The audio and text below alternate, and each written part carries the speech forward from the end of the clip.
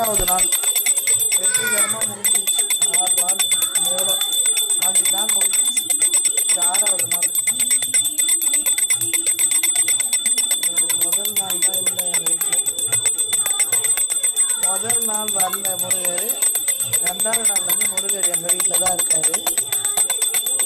அது மனப்பூர்வமாக சொல்கிறேன். உங்களுக்கு அதுக்கப்புறம் சொல்கிறேன்.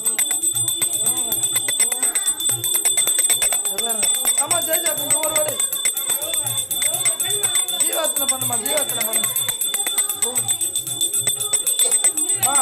இந்த பாரு, இங்கே பாரு கவினையா, கவினையா அரோகரா சொல்லு. அரோகரா சொல்லு. அரோகரா சொல்லு.